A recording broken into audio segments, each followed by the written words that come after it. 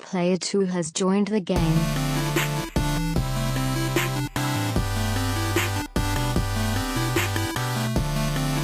Hey, yo, what's up, everybody? Welcome to episode 294 of the Two Player Co-op Podcast. As always, I'm one of your hosts here, Kevin, along with my brother from my mother, Sean. How are we doing? Fantastic. Should have been here for the pre-show, but if you like what you're seeing, I don't even know. Make sure you like the video, subscribe, share it with your friends, family, and everyone in betwixt. If you only listen to us on audio services, that's cool too. Just give us a Just give us a 5-star review, thumbs up, or whatever your service allows. If you really like us and you want to pocket Harvard, you can go to patreon.com/2playercoop, where for just $1 and all these bonuses stack. For $1, you become a booster. We get the podcast live 1 day early every week on YouTube. $3 makes you a sponsor, where you get a bonus episode every month. I'm losing my voice. $5 makes you a producer. Why are you looking at my hair? I'm just watching it. Watch it, where you can watch us record the podcast live on YouTube. $10 makes you affiliate, where you get a monthly Q&A episode. And $10 makes you a partner, where you can choose a bonus episode topic and you can record with us if you so choose. Partner. A partner, sorry. Poor Derek. Some of our patrons deserve a shout out, just like our affiliates. James Solar, make sure you check out James Games and More on YouTube, as well as Sarah Solar, John Tingley, Derek Banford, and Mom! Not here. Again. Doesn't show up. The streak continues. As well as our producers, Steve Appleton, Aunt Sue, the streak continues. Dustin Downs, as well as Chris Peralta. Make sure you check out PS Rewind on YouTube. If you like cool t-shirts and the like, you can go to teespring.com/stores/2playercoop. There is no parking in the Harvard yard, but let's get serious for a second. Fucking perfect timing. God almighty. What did you have for dinner? Oh, sushi. Have you been to Sakura? We went Saturday. Yeah. We got it tonight. It was fantastic. Yeah. It was. I got pretty basic stuff, but it was like great. I got spicy tuna and crunchy crawfish, and they're both amazing. Oh. You put crawfish in anything, I'm not doing it. You've never had crawfish. I am aware. It's good. You take them, you break their freaking neck, you rip the head off, and then you suck their body out of their body. Do you like crab? Yes. How do you eat crab? I break their arms, and I suck their arm muscles out of their arm. Oh, so it's their arm body instead of their body? I'm not eating their freaking intestines and stuff.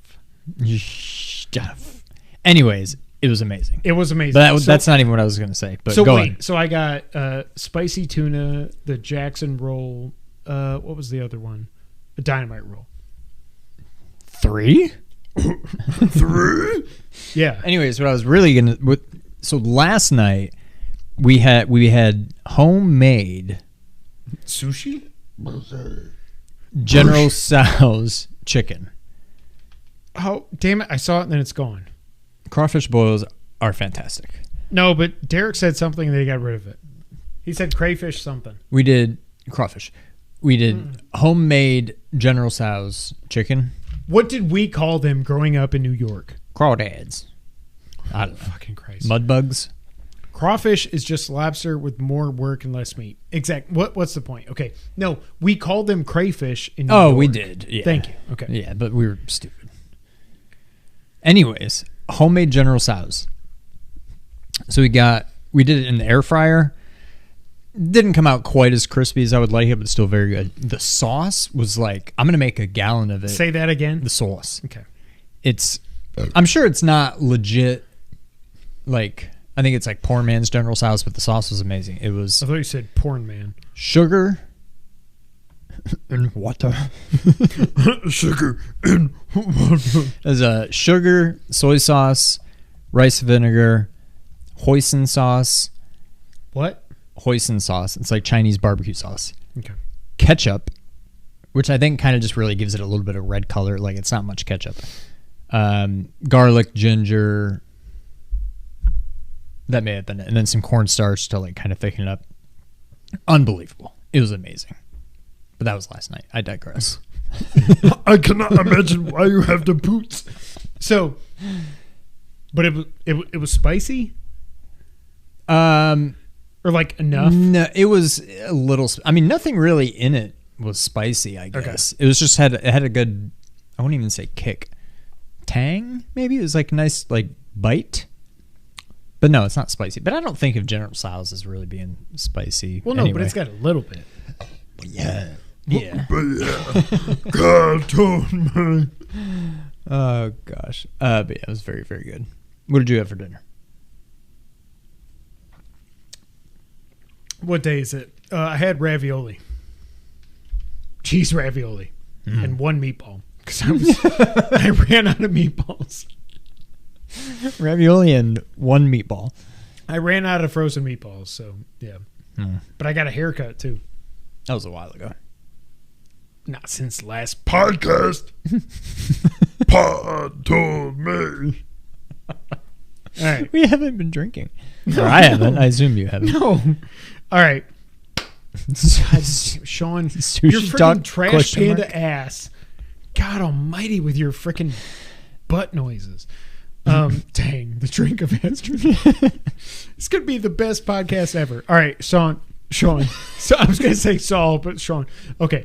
Better Leading call into Sean. that, I have to call Sean. Spoiler free, we do have to say goodbye on this podcast to Better Call Saul. To me, this is easily, you still say it's 3 or is it gone up to 2? No, it's 3 probably. Okay. To me, I think it's 3, but I think it's like 1B.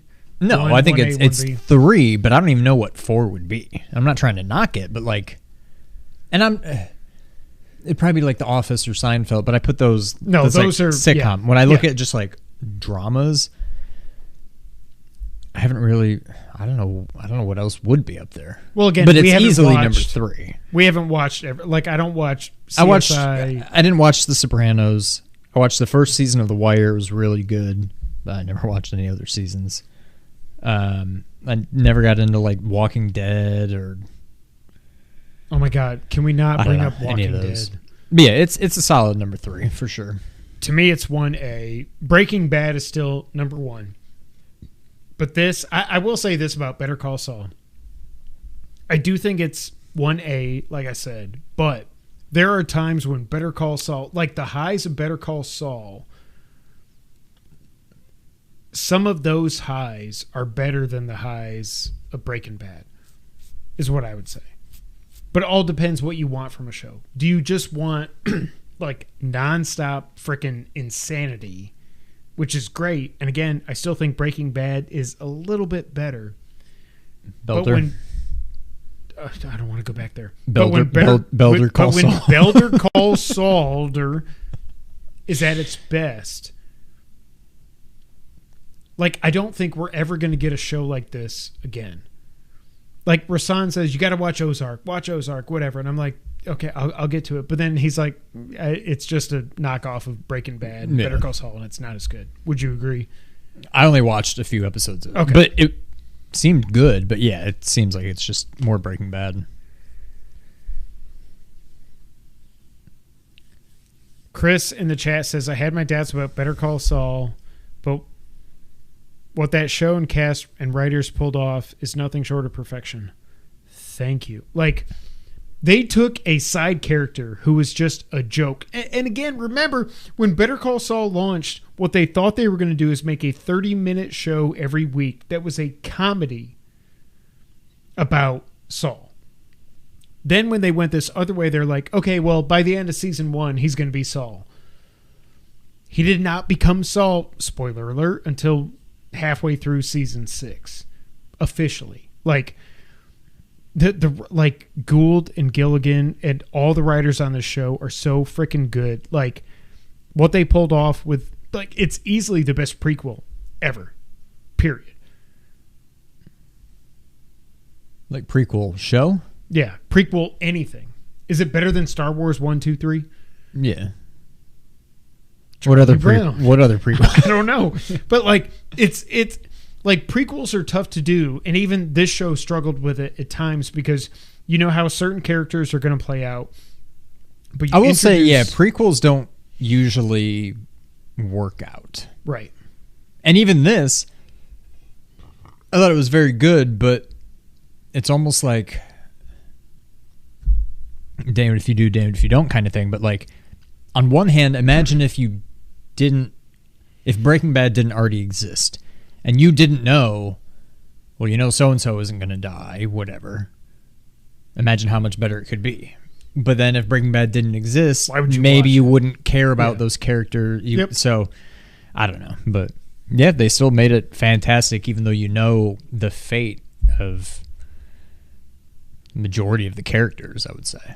I will say this. One of the best series finales I've ever seen. So there's like Felina, Saul Gone, Above, and then there's Dexter, season 8, down here. And actually, New Blood, the more I think about it, it's kind of like in the middle. Like, at first I was like, yeah, hell yeah. But then I'm like, but you robbed us of this scene with that person that I would have loved to see. And also, why is this small town cop figuring out everything when he was in Miami, in the middle of Miami Metro PD, and no one figured anything out? And then this chick up in upstate New York, shout out, figures everything out because of a random encounter with this person that I was happy to see, but also like, yeah. So I don't know. The new Saints Row is apparently a complete mess despite being delayed. For later. Yep, not playing it. Yeah. We're not going to talk about it, so I'll talk about it now. Saints Row, no thank you. I haven't played... Have you played any of them? No. Okay. Yeah. Before we move on from TV, so the reason we're recording this on Monday, I wanted to watch House of the Dragon last night. I thought it was Enter the Dragon. That's Bruce Lee. Okay. Yes. I think I like it a lot. I mean, talk about it's another prequel series. Well, yes. But it's a prequel in that I can't imagine there's any... This is 172, 176, 170 something years before this is in like Game the of Thrones. 1200s. It doesn't even... It's not even in... Well, somebody was saying today that it was Game based of Thrones, on like 12th century time frame, history, whatever. Okay. But yeah, it's in its own world. Multiverse. They actually said something in the episode about a date, and I think they basically... I think it's the Targaryens' own like calendar, essentially, where they're like, well, our dynasty started here, so we're going to call that like the year zero. And now we're in like the year 100 or something. I don't know. It was very good. I mean, it's one episode. Who knows where it's going to go from here. But I was pleasantly surprised. I was keeping my hopes in check. I didn't know if it was really... It still felt like Game of Thrones is probably the best compliment I can give. So I was pleasantly surprised. I can't wait to see more for sure. So does anyone cross over, or is this like, I don't know how ages worked in that world. You know what I mean? Like, I don't know if anybody from GOT can cross over into this. No. I mean, you might hear... I mean, this is the prequel, so there's probably like some names in this that maybe you heard mentioned in Game of Thrones. Like, it wasn't me, it was Ignacio. Kind of. But you're talking... many generations also, prior, so unless they're just talking about, oh yeah, back in the days of King so-and-so, you know, but I mean, maybe not. But what this does do, minor spoiler, I guess, is that in the first episode, they're already, I don't know if it really means anything, but they're already talking about the White Walkers. Okay. And right now it's just like a prophecy, you know, oh, so-and-so had a dream and, you know, he foretold of this threat from up north that all the houses need to unite against. So it's like, that's Game of Thrones. And they called that prophecy A Song of Ice and Fire, which is what the books. Yeah. So they in that world, have they not showed up until they show up in GOT? Do you know? I'm trying to think if that was the first time anybody saw them. Was in, you see one, or you at least, I don't remember if you see them when he holds the door. No. You see them, I think, in the first episode. Oh. Something goes down with them in the first episode, but I can't remember, did they actually show them, or do you just see... aftermath kind of thing. I don't remember. I think you actually see them, but I can't remember if that was the first. I think even that was like a, oh my God, are you serious? They're back, that kind of thing. So I think even before Game of Thrones, they had made their presence felt before. I think the big thing was that they were up there. They built the wall. They basically said, y'all ain't coming past this wall. But now all of a sudden they're being spotted south of the wall. So that's kind of like the big threat. But they knew of their existence and everything before Game of Thrones. Okay. But in this, I don't think anybody even knows that they're real. I think there's just this prophecy that there's something coming that's bad. And we all need to unite and blah, blah, blah to fight them off. But it's called COVID. Yes, basically. Well, I hope it's good. I hope it stays good. Do we know how many seasons they're going to do? Have they said? I don't think they've said. Okay. Well, I hope it's good. I hope it stays good. One other thing here real quick. PlayStation tweeted today, happy 5th anniversary to Uncharted: The Lost Legacy. And then in that tweet they said, quote, hopefully everyone has had some time to practice, ... Don't do this. Don't give me hope. I don't even know if it's hope, but it's like if you would finish Uncharted 4, you would be in my seat right now. Like just leave it alone kind of thing? Yeah, like it ended perfectly. I know where they can go after that game, but don't say it in the chat. He hasn't beaten it. You got some bubble guppies.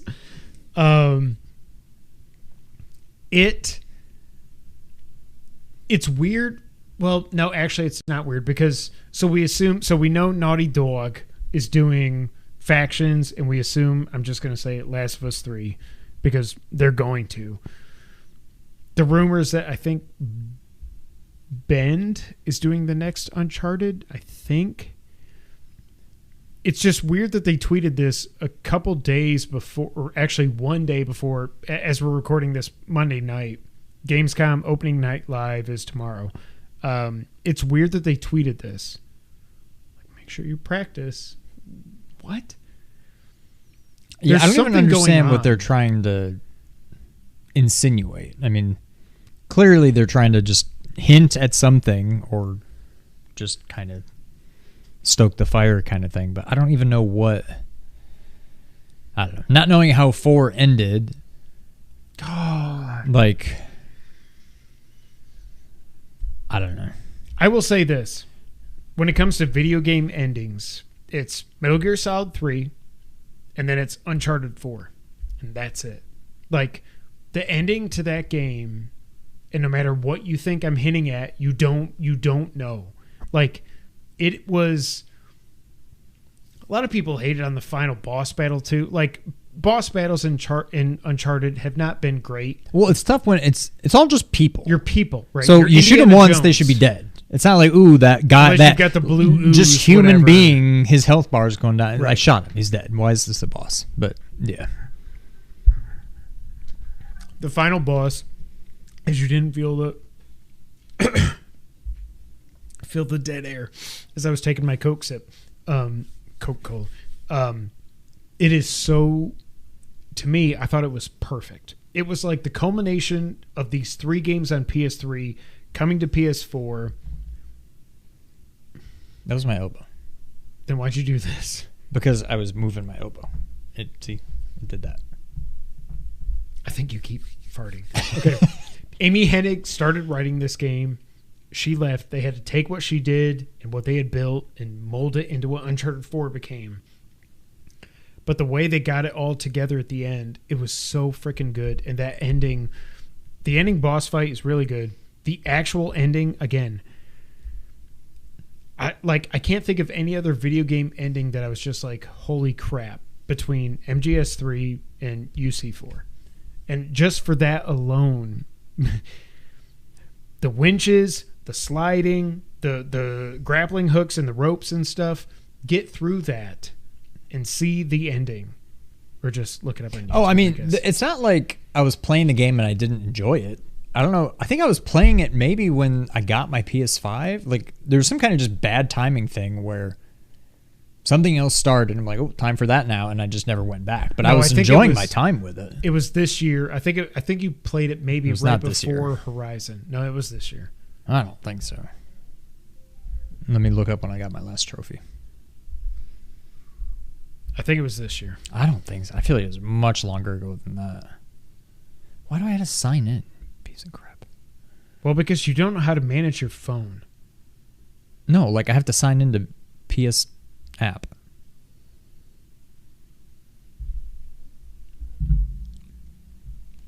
Thank you, Chris. The villain in the villain in Uncharted 4 was very well acted and written. His name is Rafe, and he's just a dude, and that is dressed what makes as a it dude so good. playing another dude disguised He's not as another dude. He is a dude playing another dude. I will say that, as most people in Uncharted are. Complete in box Mario RPG, $322. Holy crap! Most expensive game. Wow. Hell yeah, Derek. That's like I don't have.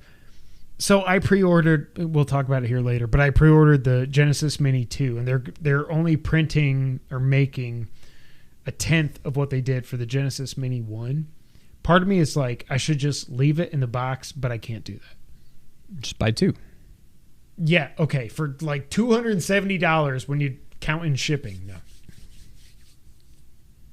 You there yet? No, there it is. I only have 1% of the trophies. December 24th, 2020. So it was right before Christmas. So I did get the PS5. Holy shit, it was that long ago. Oh, it was before Demon Souls. After this, it was like, ooh, it's time to play Demon Souls. And then I just never I looked thought you back. got that at launch. Oh, no, it was launch. Lunch? So I got something at, well, let's see what I started playing after Uncharted 4. Next thing, Space Kabam. worse. My name is Mayo. No, it was Ghost of Tsushima. Oh, you got that for Christmas. That's what it was. You suck. What? Can you please go back? You've got I want to, but now I've got other stuff to nothing. play. You have nothing. I got actually. TMNT and I got In a week. Last of Us. In 9 days, you got TMNT. You have 11 days to Last of Us. You can beat Uncharted 4. I like no bullshit. The last part I remember is when I'm at the party. Which is freaking amazing. That's where Nadine comes in and everything. Yes. Play this chat. No, but what am I help like me out. 10% of the way through? I don't know. I think it's chapter 3 and there's 16 or 17. Okay. But it's not like Death Stranding. Where I'm like, well, chapter 3 takes 25 hours. It's not like that. Right. I promise you, if you see it through, don't get annoyed with the sliding and the rope. I promise you. It's worth it. Like right now, you have literally nothing to play because of what we're going to talk about here in a second. We just finished up. No bullshit. It is worth it. The story in this, I think you will think, is one of the best stories ever told in a game. Because you played 1, you played 2, you played kind of 3. You can read a story recap, whatever. I thought you did. I thought you got through the prologue thing. I don't know. What happens? Young Drake. Spoiler. No, like young Indiana Jones. No. Like kid Drake. Like 10-year-old, like 12, 13-year-old Drake. That's where he meets Sully in the museum and all that shit. I'm sorry. Wasn't that Uncharted 4? Don't you play as young Drake at the beginning of Uncharted 4?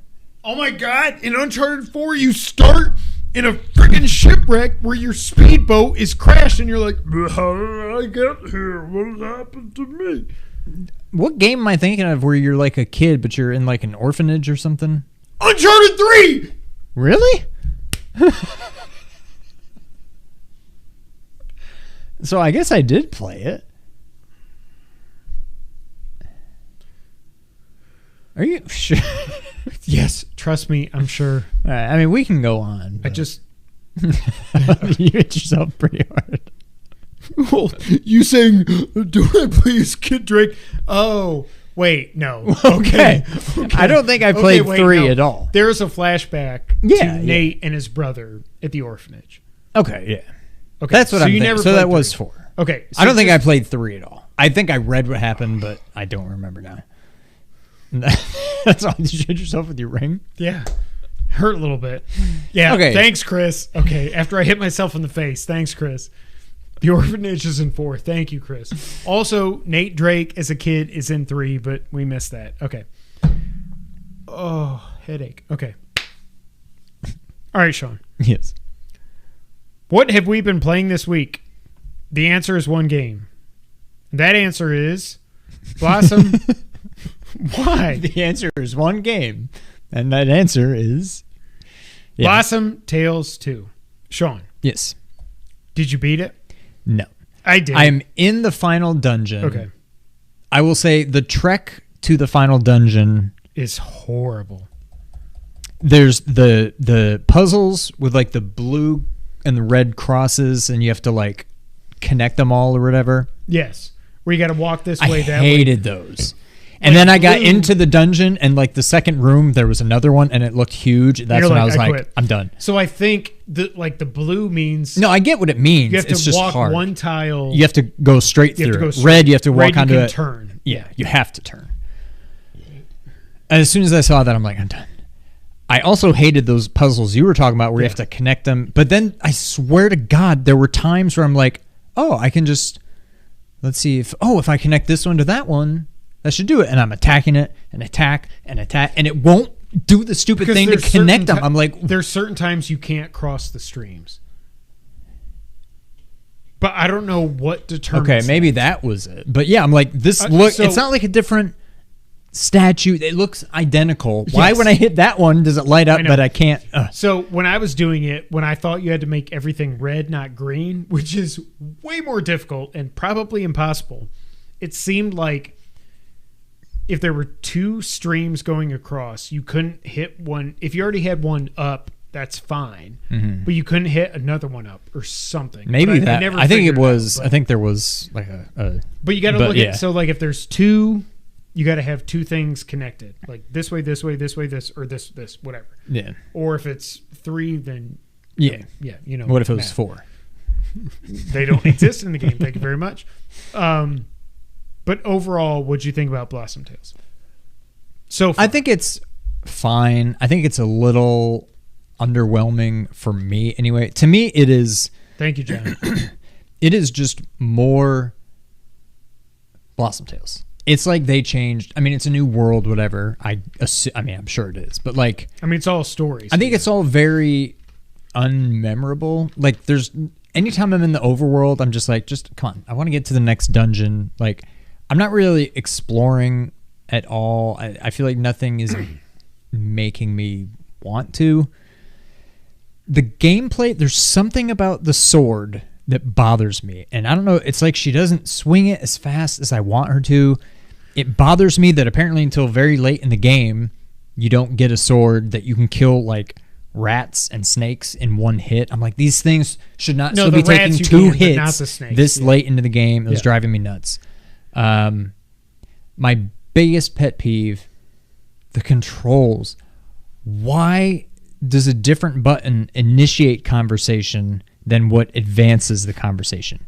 Why do I have to use my sword button to talk to somebody, A, and B, and then push A to advance the conversation through it? And I swear, maybe I'm just going crazy, but it seems like there are some times where, like maybe the hot air balloons or something, when you're choosing which one you want to go to, and you think you should hit B, but you actually have to hit A or vice versa. It just controls just seem weird. You hit B when you go up to the stand. You hit to open up the map, but then you choose the one you want, but you hit A. It bothers me. I feel like there's all the shoulder buttons are not used. I feel like... James called you out. I don't think Sean has played any of Uncharted 3. He doesn't have any trophies. So there you go. Yeah. I mean, I only have 1 trophy from 4 somehow. I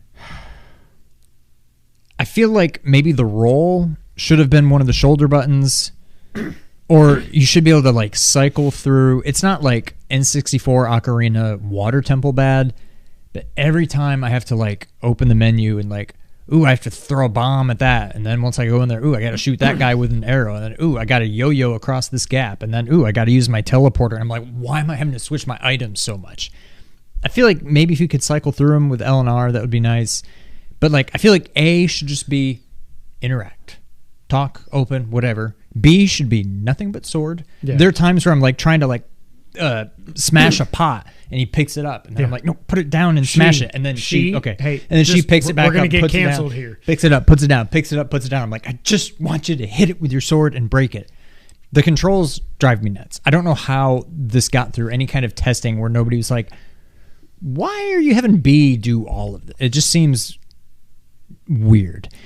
That being said, for the most part, watch curve. I enjoyed the game. I think the boss fights were fun. I think with the exception of these last ones we were just talking about, I enjoyed the puzzles. Yes. Like overall, I enjoyed it. It just seems like for it being, what, 3-4 years, whatever, since the first one, 5 years since the first one came out, it looks identical. Now, I think it does, but I haven't looked back at one. Yeah. It seems like they didn't really change. Yeah, different enemies, different map, but like I feel like it plays the exact same way. It doesn't seem like it added anything. Maybe there's new items that weren't in the first one, but nothing is really groundbreaking there. You've got a bomb, you've got a bow and arrow, you've got a hook shot, you've got a boomerang, you've got potions, like. And I don't know, it almost seems like you could just make a Zelda-like game, and how could it possibly be bad? And I'm not saying it's bad. It's not bad. But it seems like it should just be a slam dunk. And as I'm playing this game, I'm like, I didn't go into this expecting Zelda. I know it's a Zelda knockoff, whatever you want to call it. But it's not, I'm close enough to the end that I'm definitely going to beat it. I think this will be in my top 10, but I don't know. Maybe not. If it's in my top 10 at the end of the year, it's probably going to be like number 9, number 10. It's fine, but it's not like drawing me in. See, to me, I think it's better than Tunic. Now, I don't know if you're going to play it or not. It's up to you. If it comes to PlayStation, I'll play it. Well, it is next month. Oh, is that next month? Yeah. Okay. But like, there's something. God, freaking chairs. No, it was chairs. I know. Okay. I'm just reading the chat. There's something about this game that like. And I saw some of the user reviews on Metacritic were like, oh my God, this isn't 16-bit. This isn't even 8-bit. This is like 4-bit graphics. No, I was like, that's what stupid. the hell are you talking about? Like, it's the same as Blossom Tales 1, but I don't think that's a bad thing. Like, if we would have got A Link to the Past 2 on SNES before we got Ocarina, would anyone have complained about that? Now, I'm not saying this game is Link to the Past. I'm not saying that. But I really like this game. Now, I only ended up with 10 hearts, and apparently you can get 18. So, again, I did not do much exploring. Yeah. I got the Master Sword or whatever it's called in this game, the King Sword. And I told Sean about that, which you definitely want to get because that made the final boss fight easier. My big problem with the controls that I still don't understand why they didn't fix this from the first game. It's the same thing. Oh my God. Link's Awakening. Link's Awakening. Thank you. The biggest thing they fixed from the original game to the new one is not the graphics or anything like that. It's just putting the shield on R1 or R2, whatever it was. And then you've got 2 item buttons. I ended up like never using the shield because I was like, I would rather have the yo-yo and the bombs, or the yo-yo and the arrow, or what, like, or the transport or whatever. Like, a shield should not be like. Link's Awakening on the Game Boy was even worse because you had to actually equip the sword. What are we talking about? Like, what are you doing? I know they had 2 buttons, whatever, but like, yeah, you kind of. You should have never put the shield as an equipable weapon. I know.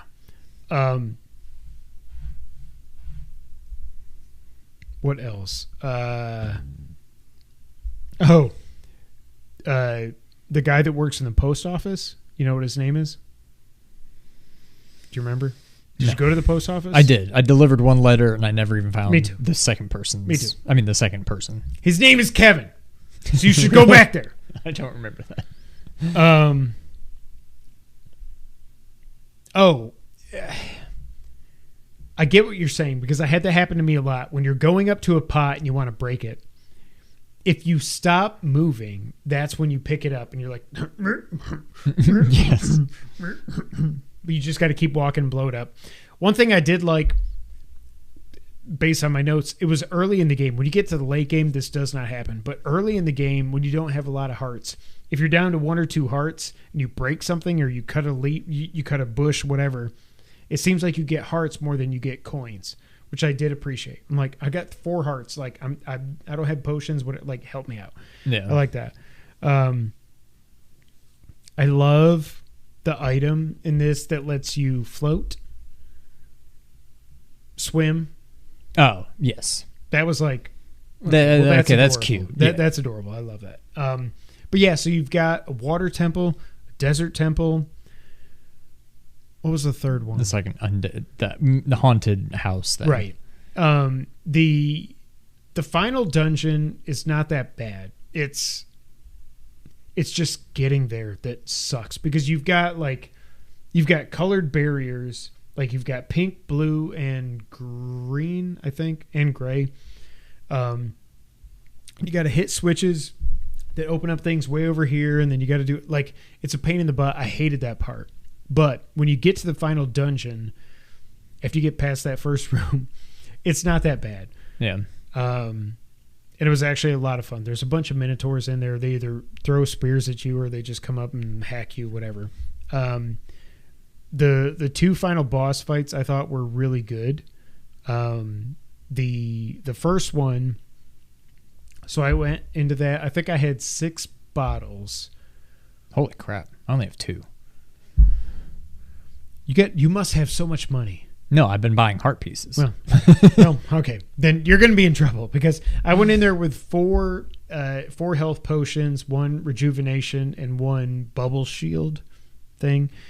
I used 3 of my health potions and a rejuvenation. And then when I was at the final boss and I was like, I don't know if I'm going to do this, I hit the bubble shield and I just went up to him and was like, and I beat him. And I just love how this game is portrayed. It's the same way the first one was, where it's like it's a grandpa speaking to his 2 grandkids, a granddaughter and a grandson. And as you go through the story, it's like you're really just playing through a story that he's telling. We never know if it actually happened. I'm guessing it didn't, whatever. But like you can make choices as you go through the game that affect what enemies you're facing or what item you get. Like when you get the musical item, you can choose this or that. You can either fight frogs or boars or whatever. I don't even remember what it was. But like I'm higher on this game than you are. Now, if we were to review it, I would probably say it's like... I give it like a 6 or 7. I would say an 8. Yeah. It's not as good as Trigger Witch, for sure. Trigger Witch was like nothing I've ever... Do you think it's better, worse, or the same as the first one? The same. Yeah, okay. Yeah. I mean, I think it's the same, but because of that, I kind of think it's worse. Because it's like, it should have been better. And it's not that you tried and you failed at making it better. It seems like you didn't even try. You just made more of what you already did. I would rather they try to do a few new things that maybe didn't land and ended up making the game slightly worse for it. It just seems like they did nothing new. It's basically going from like Mario to Lost Levels. Like just literally more of the same game. That's how I feel. But well, and the other thing when it comes to controls is like I remember playing the first game and thinking this, like, it is just floaty. It's like when you're controlling Lily and you swipe your sword, she doesn't stand still and just do this. It seems like every time you move your sword, she's like going forward. Like, yeah, it's like pronounced. Whichever way you're, like, if you lean at all on the stick and you hit your sword button, she's going that way full bore. And then it's like, well, the other thing, and I don't hold it against the game because I think it's my Switch because Actually, I'm almost positive it's the Switch because it only happened when I play in handheld mode. I would just be walking, and all of a sudden, it's like I'm holding left or up or right or something, and she just keeps walking. I'm like, stop! And I'm not moving at all, and she just keeps walking. I have to like pause it, and I just like circle the joystick, hit the up, down, left, right a bunch, and just try to like cancel it out and unpause, and then, okay, she's not moving anymore. That happened, I don't know, 4 or 5 times so far, and I don't think it has anything to do with the game. I think it's just crappy Switch, but that was driving me nuts. Also, it makes me really appreciate the DualSense that much more because the Switch Pro controller, as much as I loved that controller when I first got it, it just feels like a little toy now. It just feels cheap compared to DualSense. The big thing is I will never understand how anyone uses that controller to play a game with the D-pad. Like the analogs, that's fine. That D-pad, like they invented the freaking D-pad. How has Nintendo screwed this up so much? Like if you're moving one way and if you're pushing if you're right, like 91 degrees instead of 90 degrees, it's yeah. Like if you go back to when we were doing our Ultra Street Fighter 75, whatever it was, the Ultra Street Fighter 2, the Final Challengers thing, our stream, I had to switch on my Pro controller because we were playing it on Switch. I had to use the analog. I never use analog when I'm playing Street Fighter. Yeah. That Pro controller sucks so bad that playing Street Fighter, I was like, I cannot do a freaking fireball consistently. Also, I'm down like 30 to 27, whatever it was. I was like, oh. But like, God, when that controller came out, I loved it. And I think I loved it because it was not that important with Breath of the Wild. It was just like up to do this, down to do this, whatever. But you're using the stick, so you're fine. If you use anything like, oh my God, when I played the Messenger on that thing, I was like, for me, it was Celeste. When I'm trying to like jump across this thing and then dash up to grab a vine or whatever. Yeah, I'm always like going diagonal. I'm like, please, for the love of God, just go straight up and diagonal. I'm like, I can't do this anymore. Yeah. Yeah. But Blossom Tales 2, if you like A Link to the Past, I would say try it. Both Switch controllers suck for Street Fighter. Yes, they do. And it's a shame because, like, one thing I just remembered. The NVIDIA leak had, oh God, what was it called? It was like Ultra Street Fighter 2 2, but I cannot remember what it was called. Do you remember this? It wasn't Ultra Street Fighter 2, the Final Challengers. It was something Street Fighter 2, like the last challenge. Like there was something. The Last of Us? Yes, Joel and Ellie are like, Hadouken! Big time. But like something, I think something else is coming. But man, why strand that game on Switch? I think Ultra Street Fighter 2 is the best version of Street Fighter 2. Except that it's confined to the Switch. Yep. But like, give me Violent Ken in another game. Like, I love Violent Ken. I hate having to play it on the Switch. Actually, I don't even own it. I don't think. You played it on mine. But like, I would buy it if it came out on... the Hondo, and we're like, grab the Joy-Con. And Ryu's on the screen like... We're like... Great video if you haven't seen it yet. Go look it up. It's only 5 years old. All right, Blossom Tales 2, I give it an 8. Sean says 6 or a 7. Right? Yeah, call it 6.5. All right, Sean, you want to get news of the week? Let's do it. All right, Sean. Embracer just keeps on embracing for the future. This comes from VGC. Colossal video game holdings company Embracer Group has entered into an agreement to purchase the rights to The Lord of the Rings and The Hobbit and will explore opportunities to create new games, movies, and more based on the IP. Embracer has acquired Middle-earth Enterprises from the Saul Zane's... Better Call Saul. From the Better Call Saul... And with it, the worldwide rights to motion pictures, video games, board games, merchandising, theme parks, and stage productions relating to the writing of J.R.R. What's his name? Tolkien? No. What's his name? J.R.R. Martin. Thanks. As well as matching rights in literary works authorized by the Tolkien estate and HarperCollins. The majority of Lord of the Rings media to be released in the last few decades is ultimately owned by Middle-earth Enterprises. Why is Earth not capitalized? If it's Middle-earth, shouldn't it be middle dash capital E? Or are they saying Earth is not like the planet is just Middle-earth? Yeah, I mean, it's not taking place on Earth, so I think they're just saying, like, Earth. But I still think Middle if you're calling Earth. a planet with a hyphen, it should be middle, capital M, Earth, capital E. Blood. With aspects being licensed out for the creation of the likes of Peter Jackson's film trilogies, the Lord of the Ring video games, and so on. Embracer has said it plans to collaborate with both established and new recipients of these licenses and will explore other opportunities, including, quote, additional movies based on iconic characters. I'm cringing as I read it. Gandalf, Aragorn, Gollum, Sorry. Galadriel, Eowyn, and other characters from Tolkien's work. Quote, I'm truly excited to have The Lord of the Rings and The Hobbit, one of the world's most epic fantasy franchises, join the Embracer family, opening up for more transmedia, I hate that word so much, opportunities including synergy. Oh my God! Including synergies across our global group, says Lars Wingefers, founder and group CEO of Embracer.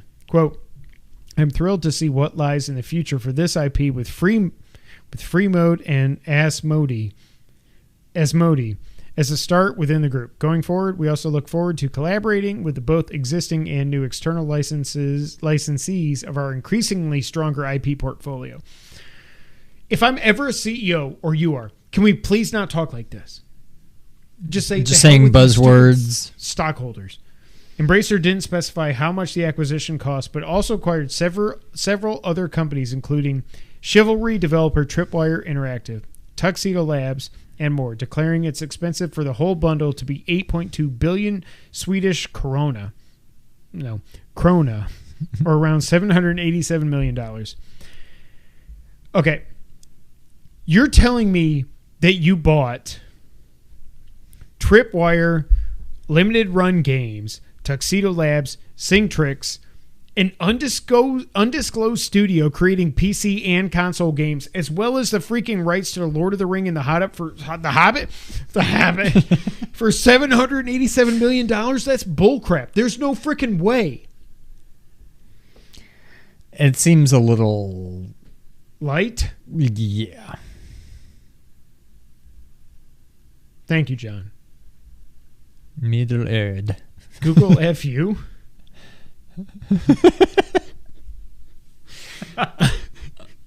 I will not Google that, John, in the chat. So right now, Embracer has 220 gaming projects in development.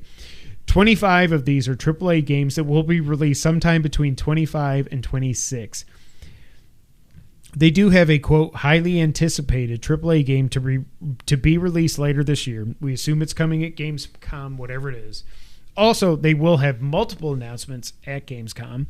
By the time you see this, that's old news, whatever. Also, in other reports from Jason Schreier and others, it looks like the KOTOR remake has moved from Aspire over to Saber Interactive, which means you were looking at me. I knew you were going to do something stupid like that.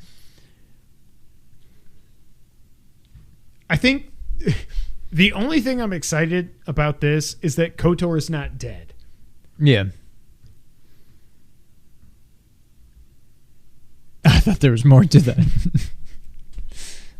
It's not dead. It's not hopefully. Dead, no. But like Aspire should have never worked on this game no matter what. But like Embracer has, I think someone said 14,000 or 15 or 16,000 employees now across 220 game projects. I guess I'm glad it's Embracer. Now I think they had a little bit of Saudi or Chinese money. I can't remember which it was because I cannot keep all this blood money straight, but invested in them. The thing that's interesting, I think Colin was saying, sorry to bring it up, Colin was saying that like their year over year growth is down like 12% if you take out the acquisitions. So it's like they buy these companies and then they do nothing with them. Yeah. But like you've got so I assume now if they have Lord of the Rings, they're going to get money from the Amazon show. They're going to get money from the Gollum game if that actually comes out. I guess it's going to come out. I don't know. Really hates it.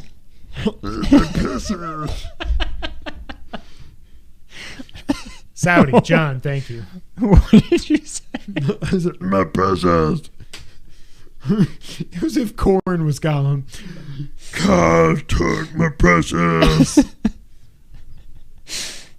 So when I first saw this, I didn't realize they literally bought Lord of the Rings. I thought they bought like Lord of the Rings like game IPs. No, they own. If you're going to make a movie, TV show, book, whatever, they own the rights now. That's insane. I mean, it's insane, but like, no offense, I love the trilogy. I never saw The Hobbit. I will probably never see it. Park the car down by the Hobbit. I love the Lord of the Rings trilogy. Like one of the best trilogies ever. Period. Full stop.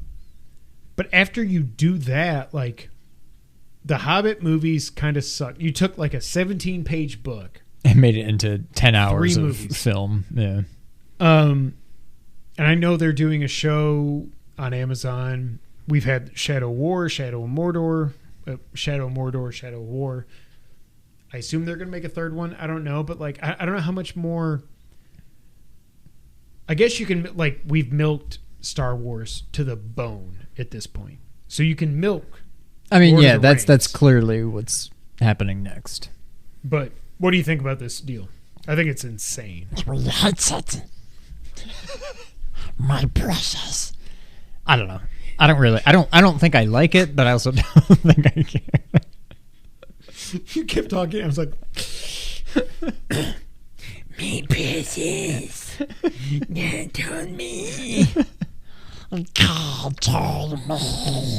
can you just do the rest of the podcast in that voice? No, I mean, we can't. still got to do a bonus episode, but. No, I can't.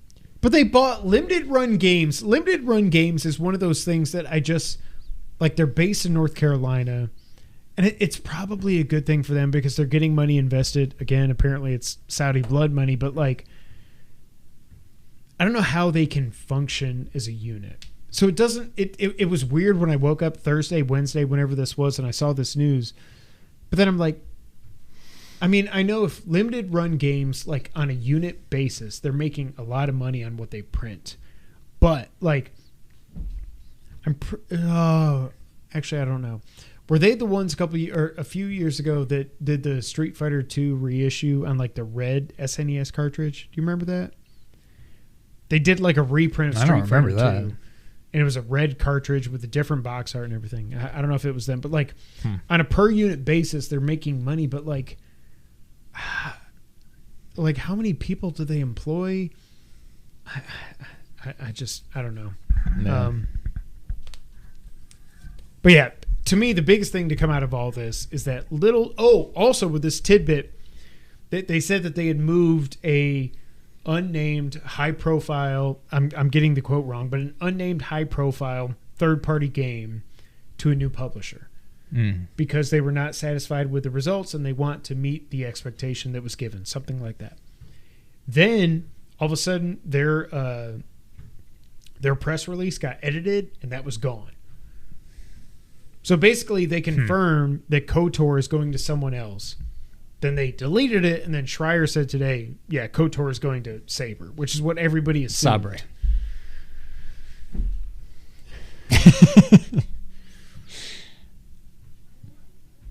Sabre. Derek's out.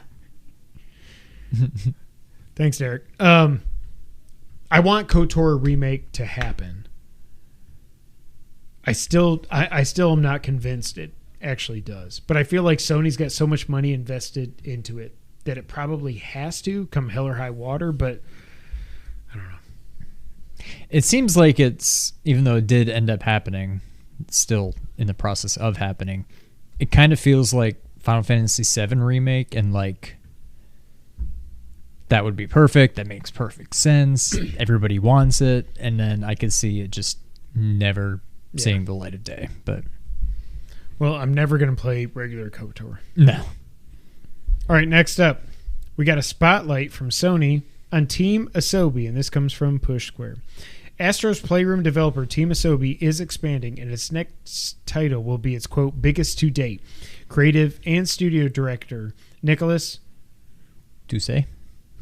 Good job. Is that right? Yeah. Has said in a new GamesIndustry.biz interview.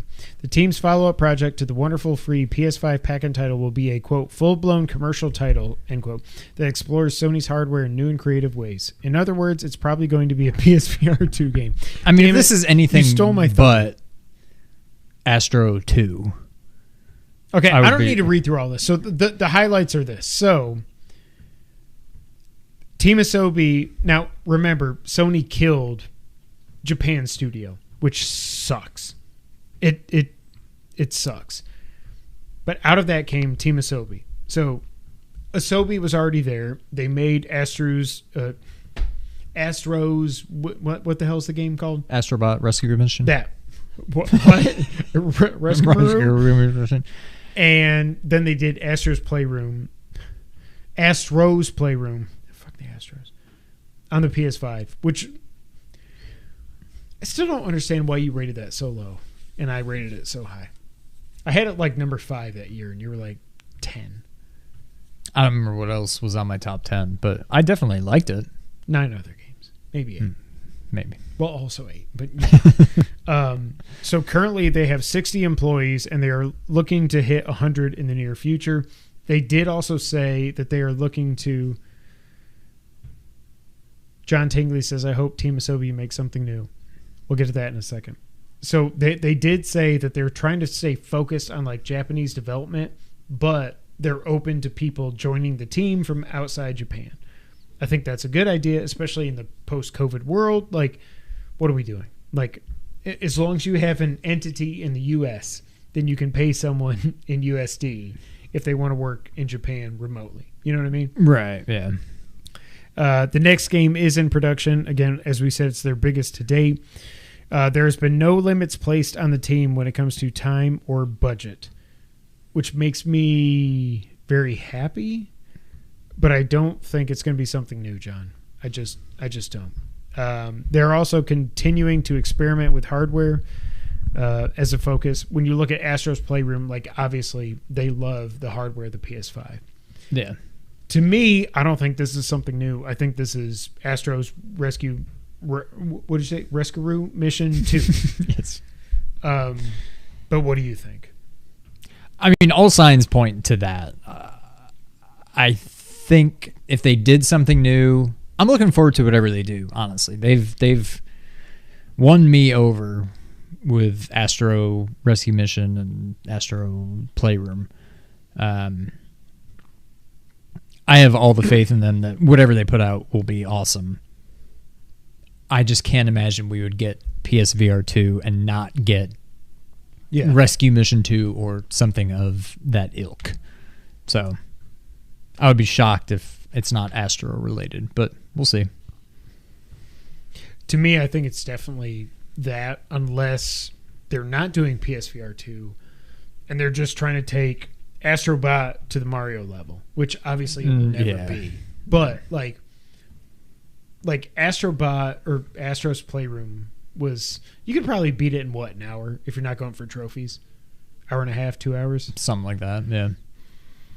But that game played, even if you don't factor in all the PlayStation nostalgia and everything, that game played so freaking well as a 3D platformer. And again, don't even factor in the DualSense stuff. Like they know how to make 3D platforming work. Yeah. So whether it's PSVR 2 or it's just PS5, I'm excited to see what they do, but I definitely don't think it's something new. I think it's Astro something. I agree, yeah. But we shall see. Chris, I want a full retail version of Astrobot, but I also would love the studio to do another IP. Yeah. Astro's Rescue Rangers from John. Yeah, I think it's going to be whatever it is. I mean, their logo is freaking Astrobot, right? Yeah. It's going to be Astro something. And the last item on the list. This comes from Polygon. Dead Island 2 is alive. Dead Island 2, the zombie action RPG announced in 2014 and originally planned for release the following year before mostly disappearing from the public consciousness, appears to be back. A new listing for the Deep Silver published game has appeared on Amazon, including new screenshots and a since-deleted description of the long-awaited sequel to 2011's Dead Island. That listing also noted a release date for Dead Island 2, February 3rd, 2023. It's worth noting that the newly leaked listing for Dead Island 2 is separate from existing listings for Dead Island 2 for PS4 and Xbox One, which carry a placeholder date of December 31st, 2022. According to a description of the game, which has been removed from the listing, players will have 6 characters to choose from, each with their own unique personality and dialogue. The description sounds very familiar to the setup for Dead Island 2 established nearly a decade ago. But since that time, the game has changed hands from original developer Jaeger to Sumo Digital to Dam Buster Studios, the Deep Silver-owned studio that previously took over development of Homefront: The Revolution from Crytek UK. Apparently that game sucked. I've never heard of it. Deep Silver hasn't officially announced a new release for Dead Island 2, but with Gamescom 2022 and its opening night live ceremony coming up, the new leak seems to be an imminent reveal. Night, John. See it. It's so... I have two minds of this. I love leaks, but I hate them when they're this close to, like, a big event. Like, when The Last of Us Part 1 leaked, I was like, holy crap, they're doing it. This is awesome. But then also I'm kind of like, oh, I like Jeff. And then when you see the show, I'm like, man, the show really sucked. I would have liked to be surprised by this. Yeah. Now, I could see this being the closer for opening night live. We'll find out tomorrow. But now that's leaked too. Like, Amazon's just like, yeah, whatever. Dead Island 2's back. I know you saw that cool trailer 8 years ago, whatever. Here it is. First, 2 questions for you. Do you care? And 2, do you remember the trailer the first time you saw it? As of right now, I don't care. I don't remember the trailer. And I wouldn't say I don't care, because it does sound like something that could be fun, but I never played the first one.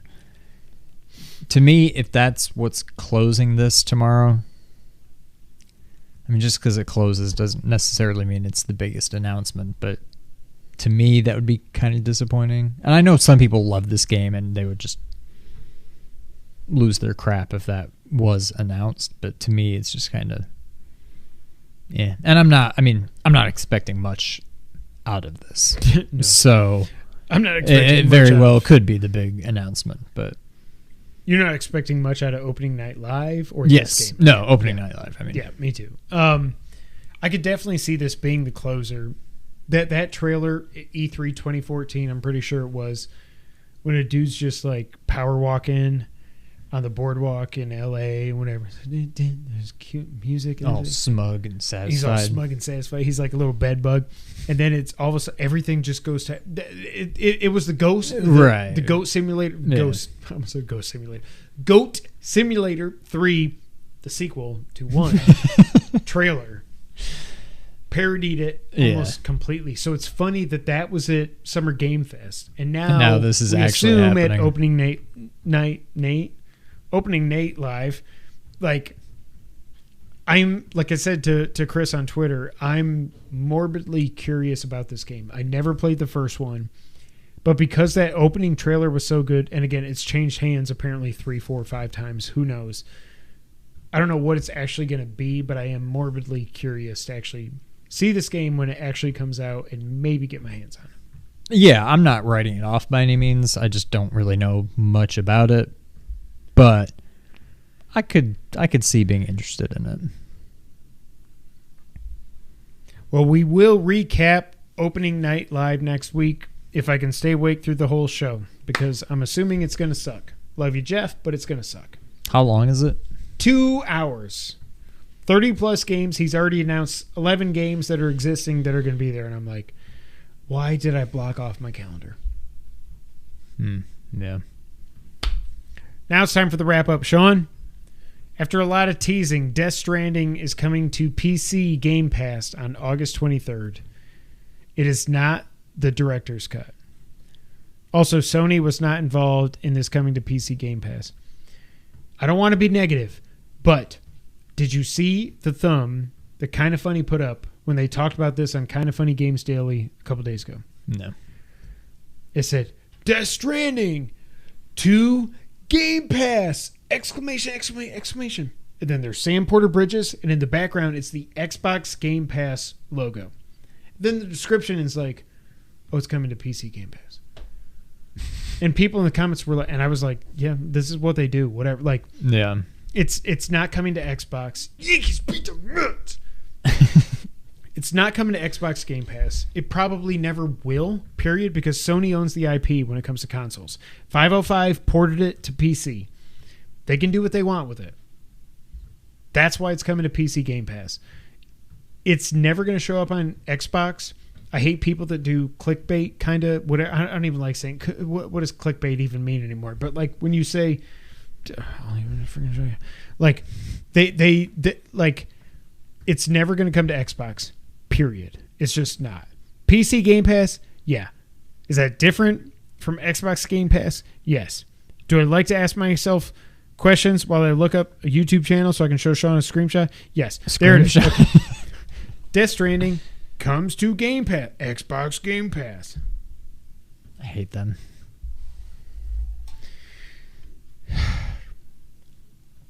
So I guess I can play it again now on my Xbox. Next up, Elden Ring, as of June, has sold 16.6 million units. Last update we got was that as the end of March, it was 13.3. What? Foot. I don't know. That sounded like a... sounded like you're trying to hold in some diarrhea. I guess Elden it's my foot. Elden Ring has sold 16.6 million units as of June. I think by the end of the year, I think it gets to 20. I think it'll hit 20. Yeah. Yeah. Which is insane. But good for them. Game of the year, I don't think it can be topped. You agree? Agree. Unless God of War blows me out of the wall. Water. Spider-Man came to PC. The PC files hint that there was a canceled multiplayer mode in this game. Also, there's notes about a PC launcher from PlayStation. Multiplayer in this would be so much fun. And I assume we're going to get it in 2. Do you? We have to. Yeah. The PC launcher, I don't know about that. I would just stick with Steam, but maybe it's a launcher and a launcher. I've heard some people say that. The Game Awards will be airing December 8th, live from LA. Again, Jeff is just everywhere. There's a Disney and Marvel game showcase happening September 9th, and it will include a, quote, sneak peek at the upcoming Marvel ensemble game from Skydance, end quote. And I wrote here, and It's my foot. stop with your foot. It's Fantastic Four. Like, Amy Hennig is writing a Fantastic Four game. Yeah. Or, what do you think? X-Men? Thunderbolt Cats? I don't think well, I mean, it could be X-Men, but I'm guessing it's Fantastic Four. Yeah. A lot of people think we're going to see the rumored Black Panther open world game there as well. The Mega Drive / Genesis Mini 2 had their full game list announced, and it was announced that it is also coming to Europe. As far as the US goes, you will be getting some highlights here that I've written down, such as Fatal Fury 2, Super Street Fighter 2, Streets of Rage 3, EQJ, Earthworm Jim 2, Sonic 3D Blast, Sonic CD, Vector Man 2, as well as Crusader of Senti. Do you know how many... There are so many people, I guarantee it, that Have an unopened Yes. thing, and they're like if you just try to buy Crusader Senti on eBay, $500 or something. just for the cartridge, not without the box, manual, whatever, just to own that game, it was so... Again, thanks, Mom and Dad, for throwing our games in the dumpster when you moved down here. But, like, this... Now, again, they're only making a 10th of the amount of units they made for the first one. But the fact that they put this game in there... First off, I love it. It's one of the best Genesis buy games 2, ever. keep it boxed up. Maybe I will. Maybe I will. But, like, it kills the resale market for that game. And I love that. Good. Because Yeah. I hate people that just are like, Oh, I bought Crusader Senti from Toys R Us in 1995 for $10, and now I will sell it for $1,000. It's bullcrap. Tokyo Game Show will have a VR event that will feature Kojima Productions, Square Enix, and more. However, Kojima Productions has said they're not showing off any games. They're just kind of talking about the tech. So everybody just chill. GTA 6 will reportedly feature single-player DLC. And I'm like, yeah, okay. They told us that with GTA 5 9 years ago. Did we get it? No. Just make the freaking game. Don't just stop with the freaking reports. Just make the freaking game and make it the freaking game freaking good. Helldivers 2 has leaked via a trailer that was now taken down. Again, this is one of those games that was in the original NVIDIA leak. So obviously it's happening. Yeah. Modern Warfare 2, the campaign will be playable 1 week early if you do a digital pre-order on PS4 or PS5. That will be me. If it's not on Game Pass, I will be there playing it 1 week early, and then I will not play multiplayer. Do you care about this at all? Nope. Because you didn't play through the whole the second first Modern Warfare. Right. No, I don't care. Yeah. Also, Call of Duty Warzone seems to have leaked, and it's coming out November 16th. Happy birthday, Jess. I'm sure you're very happy about that. Gotham Knights has gone gold. You getting this? I'm going to wait for reviews. Randomly, I was looking up YouTube videos for some reason. It came in my feed about the Arkham games. I'm like, man, I kind of want to play it, but like, I thought the Saints Row reboot was going to be good. I wasn't going to play it either way. But then when I see it's like a 62 on Metacritic or whatever it is, I'm like, and everybody says it's like a bad game. Like, okay. I'm definitely not pre-ordering this. We'll see, because so now if I pre-order Modern Warfare 2, I can play that on the 20th. This comes out like the 26th or something. I don't know what it is. When you're going to be gone? When we're going to be gone? Oh, October 20th? Yeah. Oh, I thought it was November. No. Oh, okay. Then never mind. Yeah, okay. But yeah, we won't be gone. Maybe. I will wait for the reviews. Kena, Bridge of Spirits is coming to Steam on September 27th. Also for consoles, you're getting some cool updates. New Game Plus, more Charm Stones, Spirit Guide trials, an enhanced photo mode, and more. I'm still so fucking impressed. You cheated me out of this plan. I didn't cheat you out of anything. They cheated me. My stupid PS5 cheated me.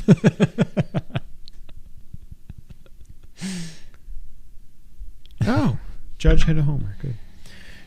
Sonic Frontiers, there was a leak that says it's coming out November 15th with DLC coming in the future, according to some promo material that came out early. What? Just laughing at you and Kana. That's funny. Funny to you? Okay. New Tales from the Borderlands is apparently coming out October 21st. Ghostbusters Spirits Unleashed is coming out October 18th. Them's Fightin' Herds is out on console October 18th. Have you seen this? What do you think it is? It sounds like sheep and cows fighting each other. Yep. Is that what it is? I really hope that's on PS Plus in October, because I'm like, I want to play this game, but I'm not going to pay $40, it $50 sounds like for a PS Plus kind of game. Yeah. The Evil West has been delayed 2 months into November. Fire Emblem Warriors 3 Hopes has eclipsed 1 million sold, so that's the Fire Emblem Muso hack and slash game. PlayStation's Rollerdrome Trial was supposed to be 1 hour long, but apparently it's only 35 minutes. They may have fixed it by now. I don't know. But, like, what the hell are you doing?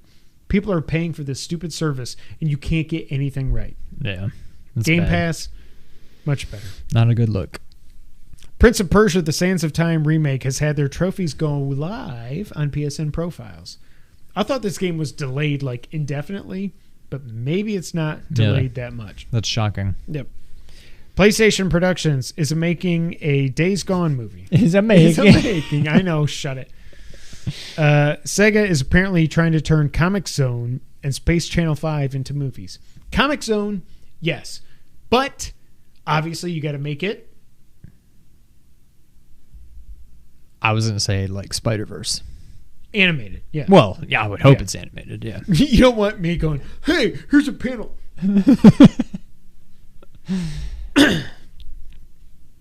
Space Channel 5, I have no idea what that even is. I have no idea. Tiger Woods is on the cover of PGA Tour 2K23 after he left EA in their golf series about 10 years ago. And Wave Race 64 is out now on the Switch Online Expansion Pass. So you don't have it here, but also right before we recorded, there's some leaks about, and I think Chris mentioned it in the Discord about PSVR 2 supposedly is early 23. PlayStation tweeted it out. PlayStation France, PlayStation France and PlayStation somebody else. Was it UK? But the @PlayStation account has not tweeted it yet. But I was hoping it would be this year, but I would gladly take early 23. That's totally okay. I assumed at this point, it was next year. But also I've got Dead Space, Forspoken, I guess. Maybe, I don't know. And then March is